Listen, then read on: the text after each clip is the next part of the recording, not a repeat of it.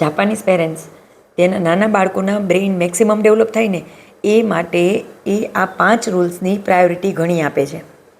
તેમાં number 1, first of તેના નાના ચાઇલ્ડની સ્લીપ પ્રાયોરિટી એમના માટે મહત્ત્વની છે.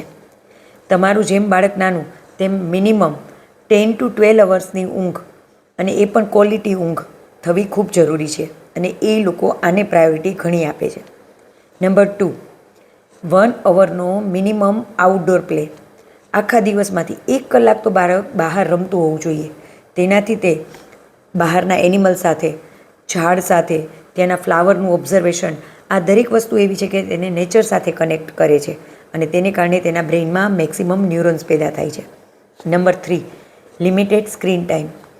ત્યાં 0 થી 3 યર્સના બચ્ચાઓને કોઈ સ્ક્રીન આપવામાં આવતી નથી, જ્યારે 3 થી 6 વર્ષના બચ્ચાઓ માટે મેક્સિમમ 30 મિનિટ્સ કે 60 મિનિટ્સની સ્ક્રીન ટાઈમ આપવામાં આવે છે. Number 4, sensory play. પાણી સાથે, રેતી સાથે, માટી સાથે બાળકો મેક્સિમમ રમે. તેને કારણે તેના દરેક સેન્સ ઓર્ગન મેક્સિમમ ડેવલપ થાય છે, જે બાળકોના બ્રેઇનમાં ખૂબ ઉપયોગી છે. Number 5, healthy conversation with your child.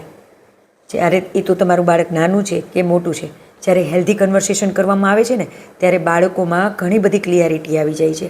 કઈ વસ્તુ કરવાની છે, કઈ વસ્તુ નથી કરવાની તો કેમ નથી કરવાની, આ દરેક વસ્તુ બાળકોને ક્લિયર કન્વર્સેશનથી જ ખ્યાલ આવે છે.